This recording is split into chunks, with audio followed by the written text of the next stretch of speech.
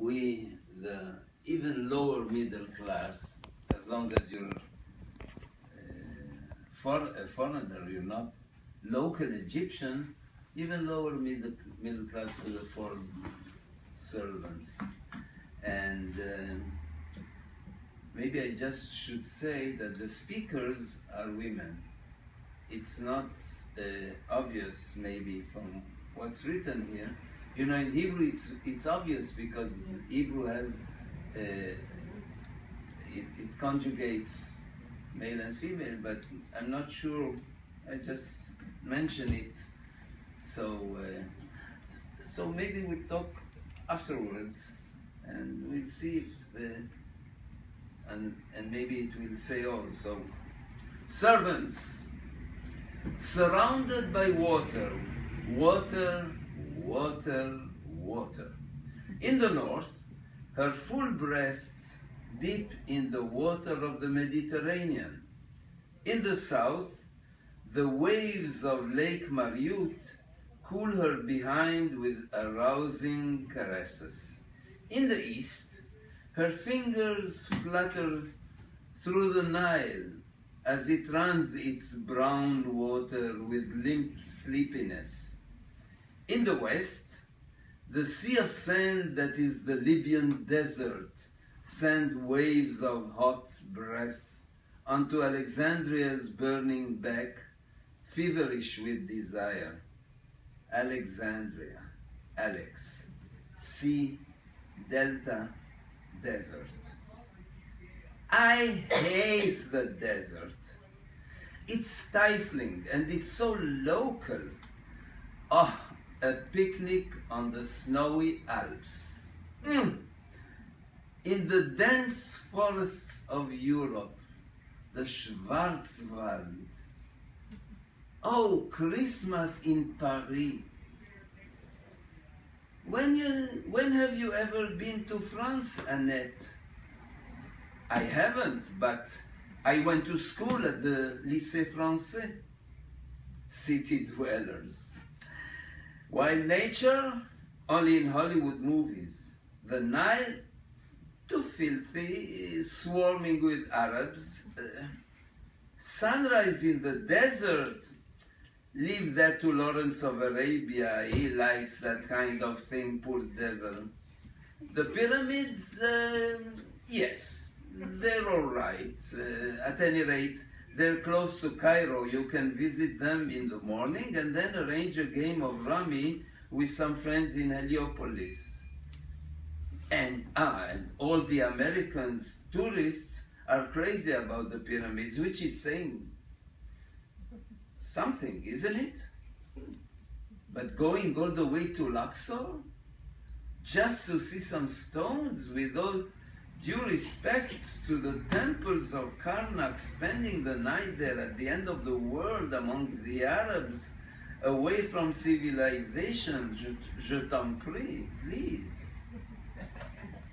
Yes, that is what they're like, cosmopolitan to the bone, speaking to one another in French, English, Spanish, Italian, Greek. They know only the Arabic they absolutely need.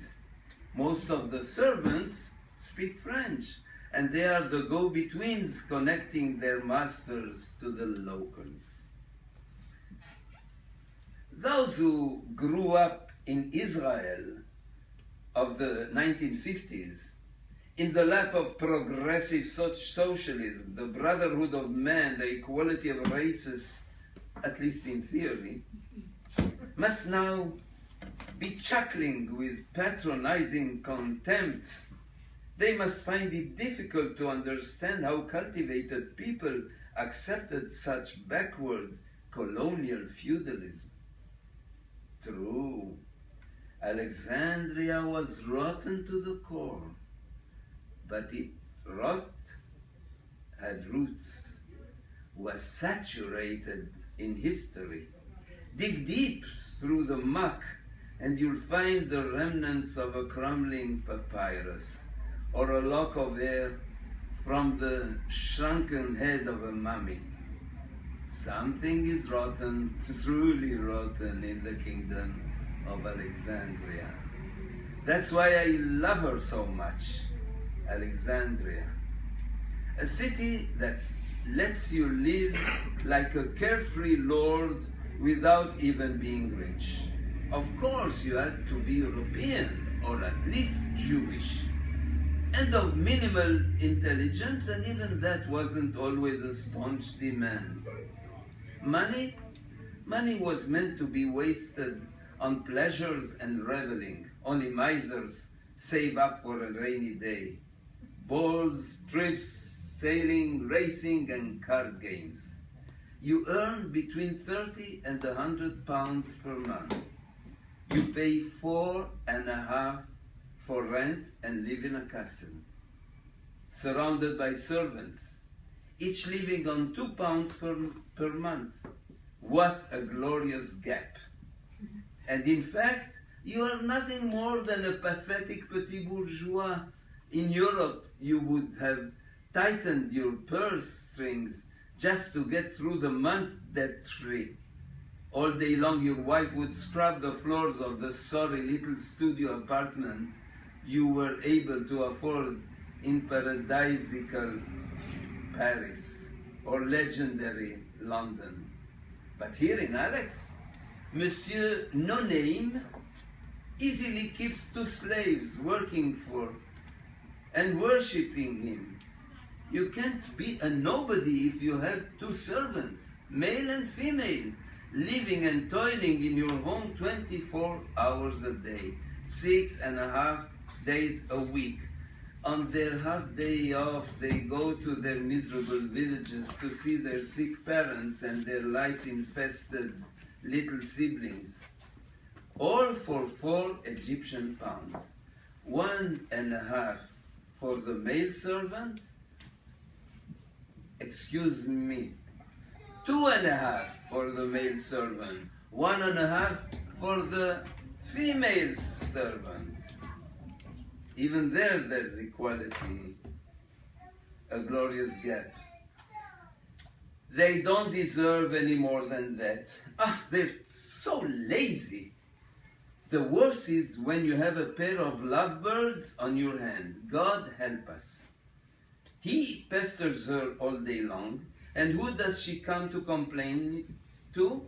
To you, the mistress, of course. Worse than children. And the women aren't Saint Nitouche either. And when they start eating for 2, what a nightmare. I had a Bedouin female servant once, green eyes like this, big. Then we hired a Sudanese man, black as tar.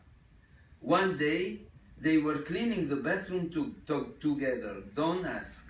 Suddenly I hear cries like a woman giving birth. I ran over, but the door was locked. I yelled for my husband, Isidore. And he went to get the doorman, and together we broke the door down. What did we find? Don't ask. The 2 of them, I'm too embarrassed to even hint at the state we found them in. She, the poor thing, her clothes all torn, lying in the bathtub, almost passed out, and he, naked and black, beating her to death. She must have refused him. Horrible. And that's nothing. You know my Aunt Fortunée, right? My mother's sister. Once she was alone at home and asked her servant, his name was Ahmed, if I'm not mistaken, they're all called Ahmed. At any rate, she asked him to go down and pick up her husband's suit from the cleaners. He said, I won't budge until you sleep with me. No. What do you mean no? She told me herself. But you know Fortunée, she doesn't scare so easy. I would have died right on the spot. All calm and collected, she tells him, Fine, why not? An attractive guy like you. Wait for me here. I'll go prepare myself. The Don Juan was so confident of his conquest that he wasn't even careful. She ran downstairs to call the doorman, and meanwhile he prepared himself. The first hesitant purrs of laughter are sounded among the ladies. And when they came upstairs, she and the doorman, they found him ready. The solitary purrs join in to form a light, steady bellowing, still uneasy. But embarrassment slowly evaporates. Now the laughter is mischievous and visioning. In a moment it will become enormous, wild, somewhat sick. Victorian society in Alex binds itself by the webs of convention, and so the slightest hint of lechery gives way to emotions and urges buried deep under the blanket of appearances. It's hard to imagine that any of these respectable ladies went so far as to imagine the proud organ of the brash black man, but even that is not out of the question. And if we may for a moment part from the narrow and strict realm of facts and amuse ourselves with conjectures, I would suspect the elegant, snobbish, quasi-aristocratic Madame Livia. There are no real aristocrats in Alexandria. And how can we know what goes on in the minds of matrons in their 40s with their spotless reputation? In any case, she, Madame Livia, is the one calling her friends to order, reminding them assertively that they did not convene here in order to gossip, but for a serious, respectable endeavor, the game of rummy. Please, Gina, it's your turn to shuffle.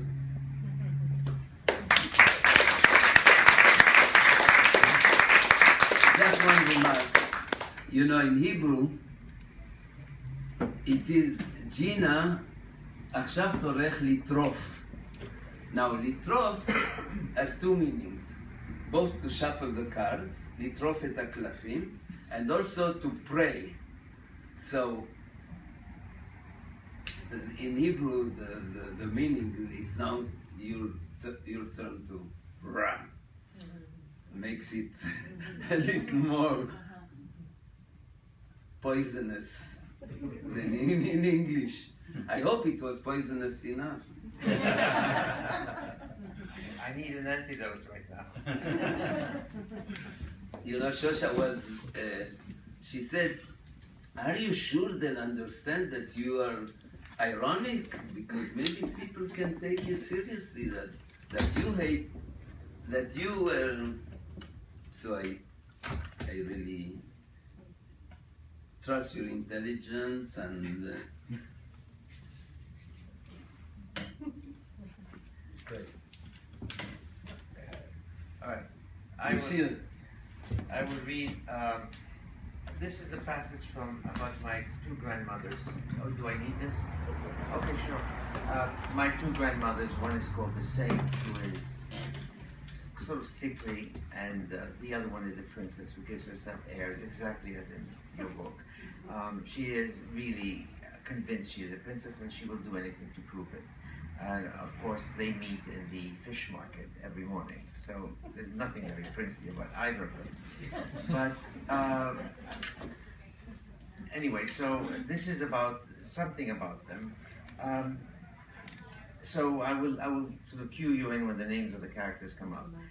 Sometimes in the middle of the night, while she sat alone on her balcony, nursing the gallbladder pain on her side, years before they met over red mullet, the Saint would watch the light suddenly go on in the veranda across the street, and out would come the princess, wearing a bathrobe, carrying a large cup in one hand with something like a flat hot water bottle in the other.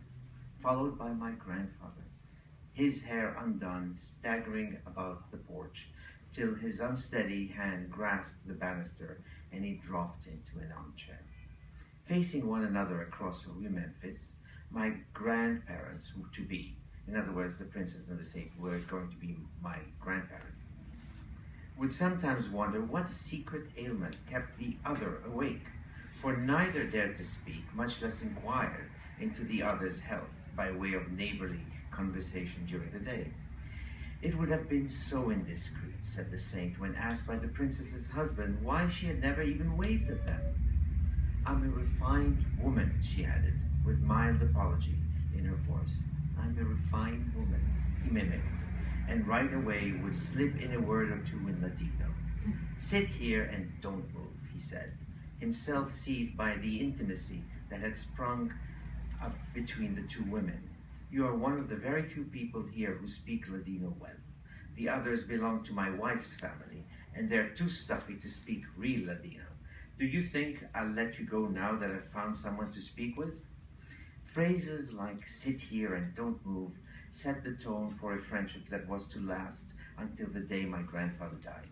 He always pretending to want to shock her, she pretending to tolerate someone who was too much of a scalawag to be taken seriously, and the princess always fast to find fault with her husband's manners, forever eager to shield Madame across the street, her neighbor, from her husband's wanton humor.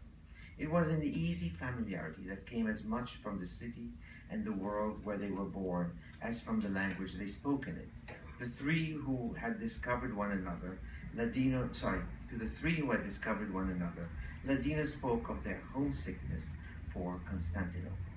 To them, it was a language of loosened neckties, unbuttoned shirts, and overused slippers, a language as intimate, as natural, and as necessary as the odor of one's sheets, of one's closets, of one's cooking. They returned to it after speaking French with a gratified relief of left-handed people who once in private are no longer forced to do things with their right. All had studied and knew French exceedingly well, the way Lysias, the new Greek, who was a famous orator, but was not an Athenian. That is, better than any Athenians, gliding through the imperfect subjunctive with the unruffled ease of those who never err when it comes to grammar, because, despite all of their efforts, they will never be native speakers. But French was a foreign study, stuffy idiom, and as the princess herself would tell me many years later, after speaking French for more than 2 hours, she would begin to salivate. Spanish, on the other hand, réveille l'âme, lifts up the soul, and she would always slip in a proverb to prove the point. The saint and the princess met at least twice a day, once in the morning on their way to the market, and once after the princess had come back from visiting her sisters. Since her husband was rarely in his billiard hall after 6, all three would regularly have tea in the princess's garden, under the old linden tree, whose perfume filled the late afternoon air until it was time to move indoors, where more tea was served. But my grandmothers would speak about it to each other sometimes. And one of my grandmothers, the saint, would say about the husband who was always cheating on her, he is a 60-year-old man who is very sick and to whom life has been good in such small doses, you'd think God's kindness was squeezed out of an eyedropper. He's a very unhappy and bitter man. He's an old kettle with hardly a whistle left to it. The whistle is quite intact, thank you very much, said my grandfather, when the saint reported the conversation to him, and as usual was lured into playing cards with him. My wife should be the last to judge such things, since she is the most unmusical woman in the world. But she loves to hear me play the piano, said the saint. I wasn't talking about piano music. The saint paused. Oh, I see, she said. No, you don't. He was about to reply, but caught himself and said, you see through everything, don't you? Down into the most hidden recesses of the heart, and yet you never let on that you do. Meanwhile, you figured us all out. You with that dangerous flair of yours. To which she replied with her favorite little apophthegm, I may not be learned, Monsieur Albert, but I am sharp enough to see that you are poking fun at me right now. She sorted out cards and produced a winning combination. Thank God I can win at cards, for otherwise you would think me a real idiot. Madame Adele, where were you when I was a young man?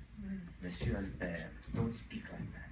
God gave each of us the life we deserve. You yours, me mine. You yours, me mine. He mimicked as he shuffled the cards.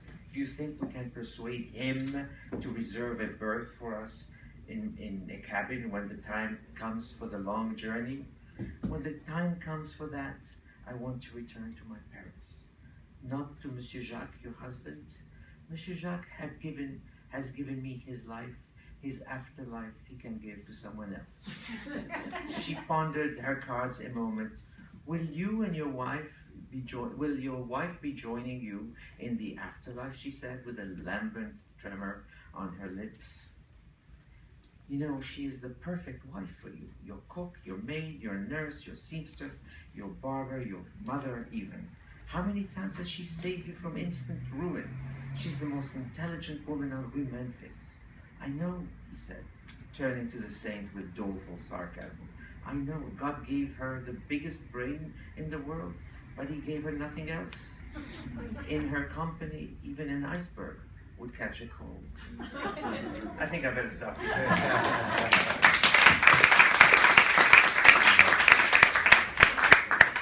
Just think of these two little boys that we were